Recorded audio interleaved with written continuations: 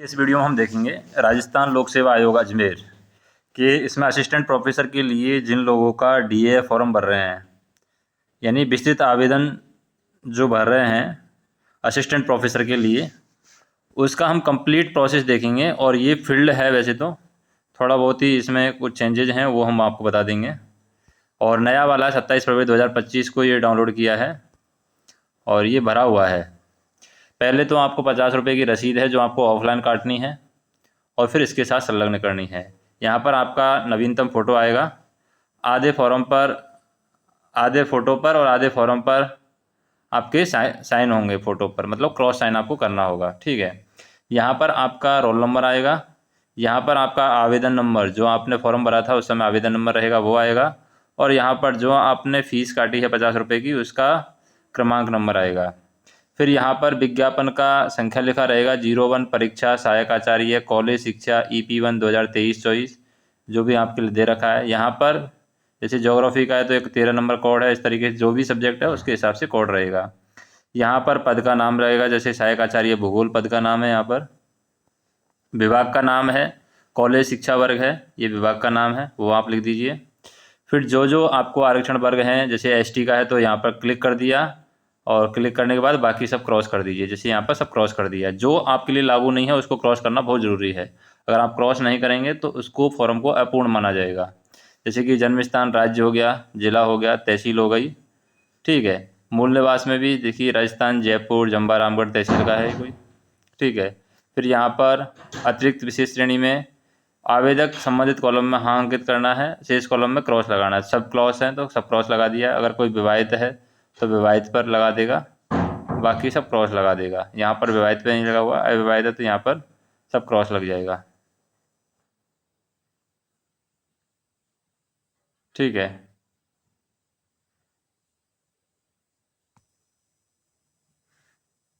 उसके बाद में सेवारत कर्मचारी, अगर आप सेवारत हैं तो आप यस कर दीजिए, नहीं तो क्रॉस लगा दीजिए, सब जगह क्रॉस लगा दिया है।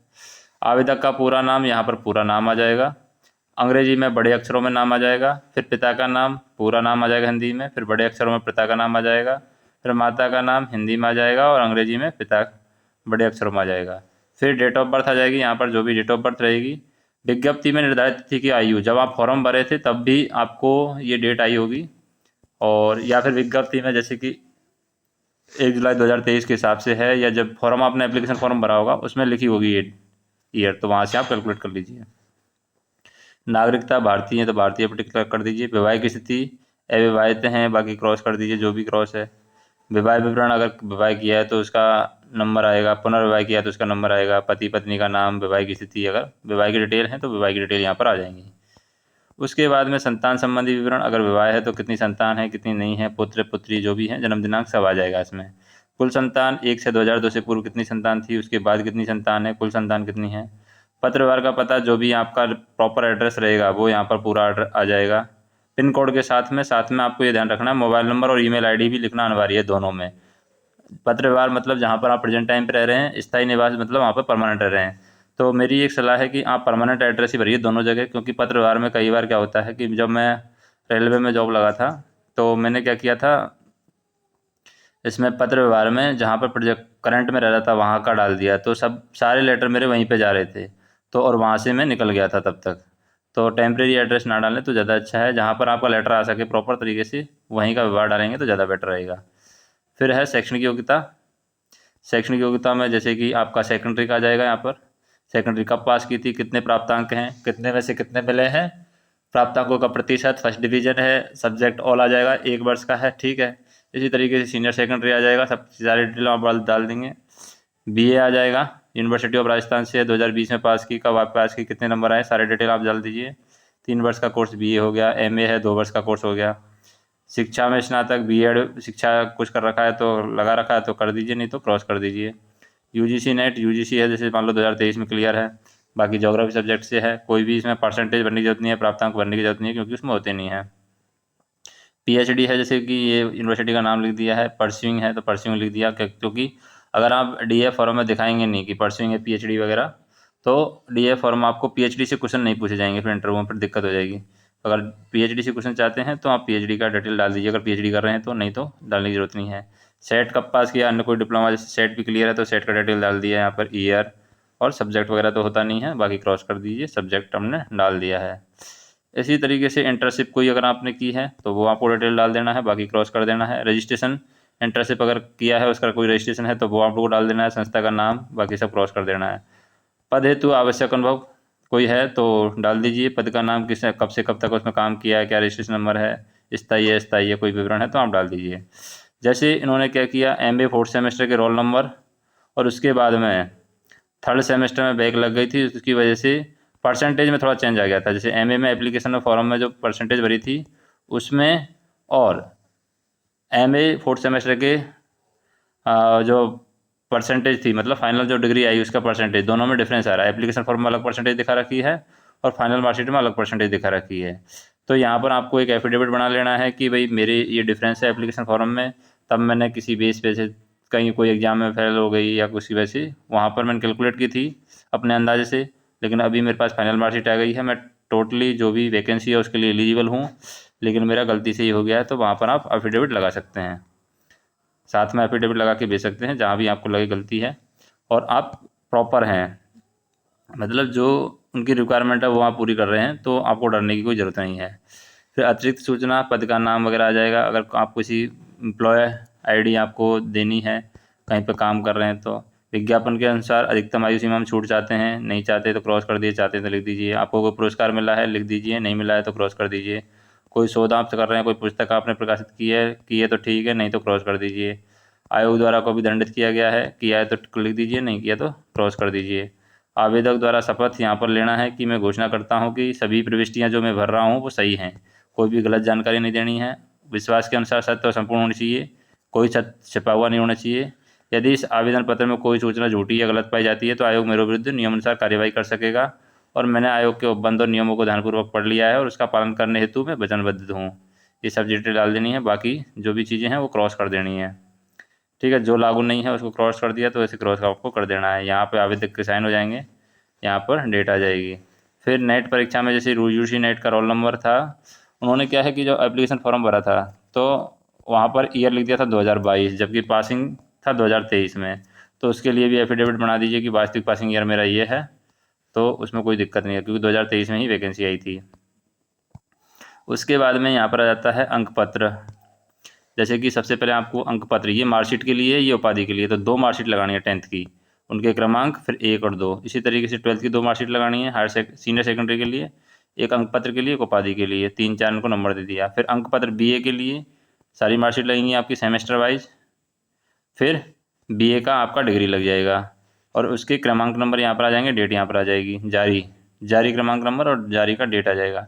इसी तरीके से एमए की सारी मार्कशीट आ जाएंगी, और फिर उपाधि आ जाएगी, डिग्री जो है एमए की। यूजीसी नेट क्लियर है तो यूजीसी नेट की डिटेल आ जाएगी, सेट क्लियर है तो सेट की डिटेल आ जाएगी। फिर उसके बाद में मूल निवास, जाति प्रमाण पत्र और चरित्र प्रमाण पत्र ये लगा दीजिए, और एंड में यहाँ पर आधार कार्ड भी लगा दीजिए, आधार कार्ड भी आप लगा सकते हैं। और यहाँ पर ये कार्यालय के लिए है, ये आपके लिए नहीं है। कार्यालय टिप्पणी देगा कि उसने जो डॉक्यूमेंट्स लगाए हैं वो सही मिले हैं, हस्ताक्षर कार्यालय करेगा।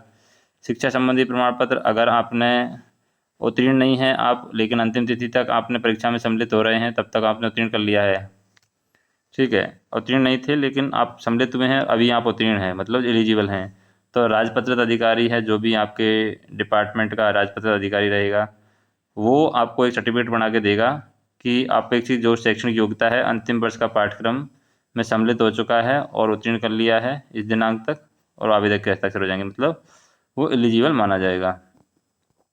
अभ्यर्थी की यहाँ पर चेकलिस्ट चेक कर ली जाएंगी कि अभ्यर्थी की अनिवार्य शैक्षणिक योग्यता विज्ञप्ति में निर्धारित योग्यता के सर्वथान रूप है या भिन्न है, तो सर्वथान रूप है, सब आ जाएगा। अंतिम तिथि तक अनिवार्य शैक्षणिक योग्यता प्राप्त कर ली तो ये आ जाएगा, नहीं तो नो आ जाएगा। यदि अभ्यर्थी आवेदन के समय ये यहाँ पर कार्यालय के लिए यहाँ पर कुछ नहीं लिखना है, ये पे खुद करेंगे। अभ्यर्थी आवेदन के समय अनिवार्य शैक्षणिक योग्यता उत्तीर्ण कर चुका है, यस कर देंगे। क्या अभ्यर्थी शैक्षणिक योग्यता की परीक्षा की तिथि तक उत्तीर्ण है, तो ये यस कर देंगे कि परीक्षा की तिथि तक उत्तीर्ण है। साक्षात्कार की प्रथम तिथि से पूर्व उत्तीर्ण है क्या, वो लिख देंगे। आवेदन की पूर्व तिथि राजस्थान का निवासी है क्या, ठीक है, हाँ ना जो भी है वो ढंग से यहाँ पर पढ़ के आप लिख दीजिए। यदि परीक्षा में कोई अनुभव संबंधी योग्यता निर्धारित है तो अभ्यर्थी ने उसका अर्जन शैक्षणिक योग्यता के उपरांत किया है या उससे पूर्व, वो लिखना है।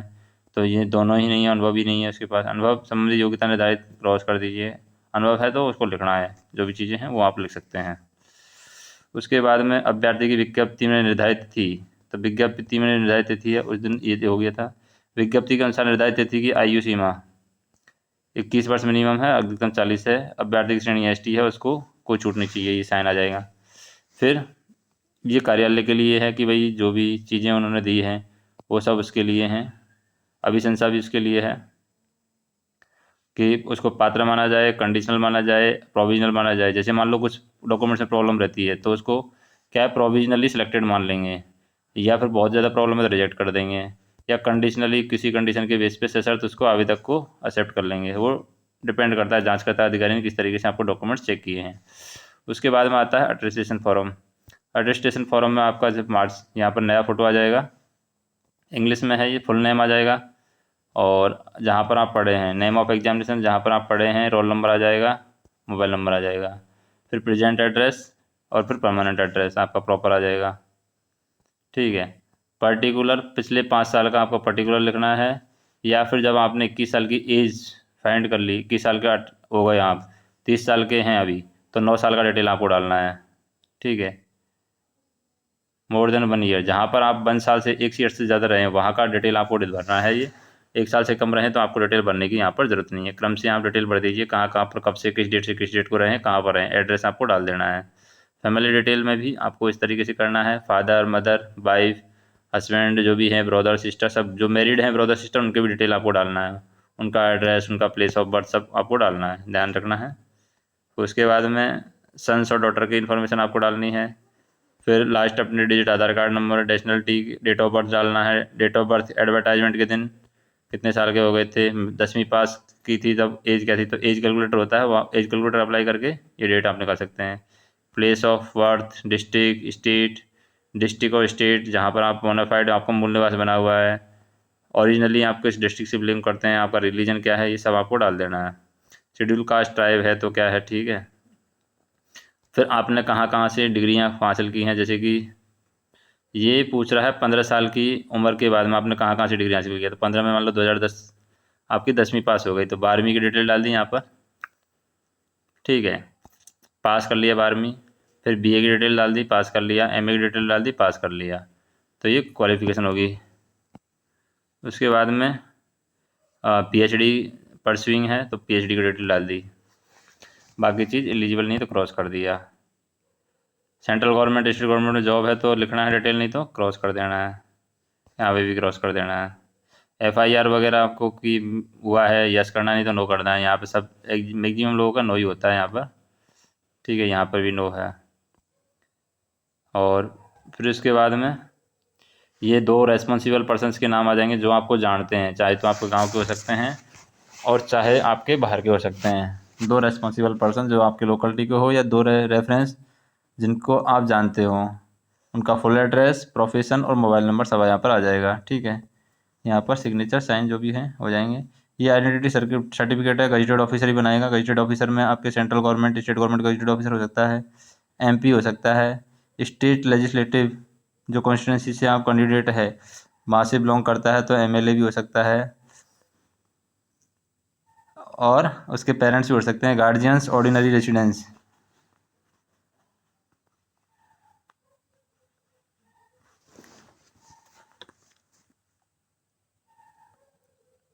और his parents, member of parliament और state legislative assembly bear the candidate और हिज पेरेंट्स और गार्जियंस ऑर्डिनरी रेजिडेंस।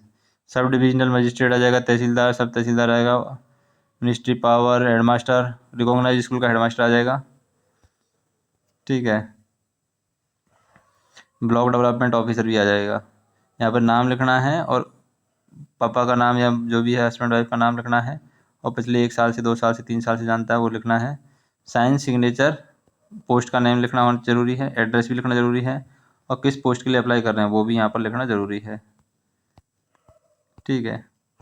तो ये आपकी लिस्ट का डिटेल रहेगा, क्या क्या लिस्ट में डालना है। जैसे पहले आपका डीए फॉर्म हो गया, सीक्वेंस रहेगा, उसके बाद में आपका एप्लीकेशन फॉर्म हो गया, एप्लीकेशन फॉर्म हो गया, रोल नंबर जो आपका एडमिट कार्ड का रोल नंबर, एडमिट कार्ड होगा, एडमिट कार्ड होना चाहिए। सेकेंडरी की मार्कशीट की 2 कॉपी लगाना है। सीनियर सेकेंडरी की मार्कशीट की भी 2 कॉपी लगाना है। बीए ऑल सेमेस्टर की मार्कशीट लगाना है। उसके बाद में बीए की डिग्री लगाना है। फिर एमए की ऑल सेमेस्टर की मार्कशीट, फिर एमए का डिग्री लगाना है। फिर यूजीसी नेट, फिर सेट क्लियर है तो सेट, मूल निवास, जाति प्रमाण पत्र, जाति प्रमाण के बाद में चरित्र प्रमाण पत्र और आधार कार्ड, इस तरीके से सारे डॉक्यूमेंट्स हैं वो सीक्वेंस वाइज आपको लगाने हैं। तो ये सारा प्रोसेस था जो मैंने आपको बताया। और बाकी कुछ क्वेरी रहे तो आप कमेंट कर सकते हैं। धन्यवाद।